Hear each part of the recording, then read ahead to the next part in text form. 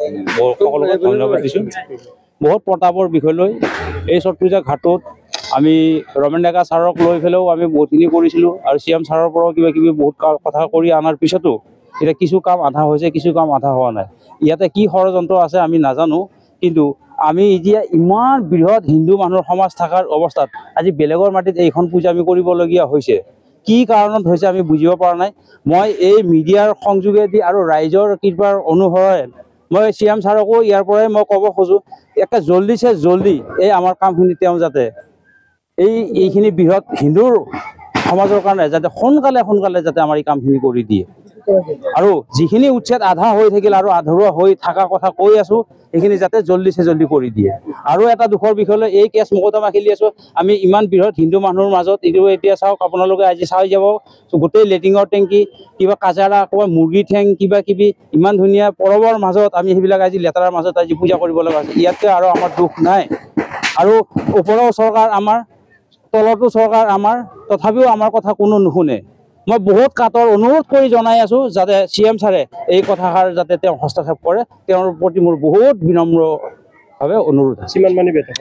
এতিয়া বৰ্তমান আমাৰ 3 বিঘা মাটি বেদখল হৈ আছে। 3 বিঘা মাটিৰ ভিতৰত মেক্সিমাম আমাৰ 1.5-2 কঠামান মাটি মুকলি হৈছে। তাকো মুকলি বুলি ক'ব নোৱাৰোঁ, তাতো কেছ চলি আছে। আমাৰ ওপৰতো কেছ দিছে, আমাৰ নিচিনা গামোঢ়াকো কেছত দিছে, লগত আমাৰ ভাই বন্ধুকো দিছে, সাধুকো দিছে, ৰামধেনিয়াকো দিছে, আমাৰ এই চাৰ্কল অফিচাৰৰ ওপৰতো দিছে। শুনিব পাইছোঁ এইটো কাৰোবাৰ নামতো কেছটো দিছে, কাৰণ শুনিহে আছোঁ আৰু মানে জানিব পাৰিছোঁ যে এইটো কেছ হ'বই।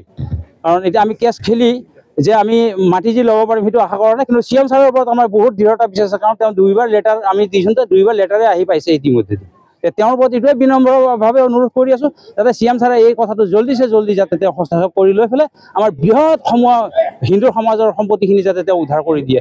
এইটোৱে বৃহৎ আমি তেওঁৰ ওচৰত অনুৰোধ আছে, আৰু বেলেগ আমি ক'বলগীয়া নাই। আৰু যদি কওঁতে অলপ 19-20 হৈছে, তেওঁ ছাৰে যাতে আমাক প্ৰাৰ্থনা কৰে আৰু মাৰ্জন। পোনপ্ৰথমে মই সমূহ অসমবাসী ৰাইজলৈ ছট পূজাৰ আন্তৰিক শুভকামনা জ্ঞাপন কৰিছোঁ। ঠিক একেদৰে আমাৰ এইবেলো পাণবাৰী হাবিৰ এই ছট পূজাখনি আমাৰ উদযাপন কৰা হৈছে। আমাৰ এইবাৰ ৭০তম ছট পূজা।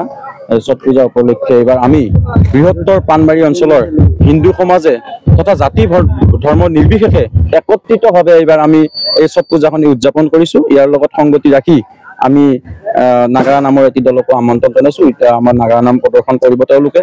গতিকে এই ছট পূজাৰ পৰা সমূহ অসমবাসী ৰাইজক সকলোৰে মংগল কামনা কৰিম, তথা যাতে ৰাইজৰ সুকামনা হয়, সুবৃদ্ধি হয়, তাৰ কাৰণে ৰাইজৰ আমি আজি ইয়াতে পূজা কৰিছোঁ। সকলোৱে আমাৰ নদীত নামি বৰ্তমান তেওঁলোকৰ যি মাংগলিক কাৰ্য তেওঁলোকে সম্পাদন কৰি আছে। কিমান মানুহৰ সমাগম হয়? আমাৰ ইয়াতে প্ৰায় আজি 500মান মানুহ ইয়াতে সমাগম হ'ব, আৰু তাতকৈ অধিক হ'ব পাৰে, কম নহয়। আৰু আমাৰ প্ৰশাসনে যথেষ্ট আমাক সহায় সহযোগ আগবঢ়াইছে। গতিকে আমাৰ এই অনুষ্ঠানটো আজি সুকলমে পাৰ হৈ যাব বুলি আমি আশা কৰিব পাৰোঁ। আমাৰ এই কাৰ্যসূচীটো আজি আৰম্ভ হৈছে, অহাকালি ৰাতিপুৱা 10 বজালৈকে এই সমাপ্ত ঘটিব। অন্যান্য কাৰ্যসূচী ক'লে নাগাৰা নামৰ দলটি আছে। আমাৰ জুবিন গাৰ্গ ডাঙৰীয়াৰ, আমাৰ অসমৰ হিয়াৰ আমঠু জুবিন গাৰ্গ ডাঙৰীয়াৰ আমি এটা শ্ৰদ্ধাঞ্জলি অনুষ্ঠান এটি ৰাখিছোঁ। সকলোৱে ইয়াতে আহি শ্ৰদ্ধাঞ্জলি জ্ঞাপন কৰিব।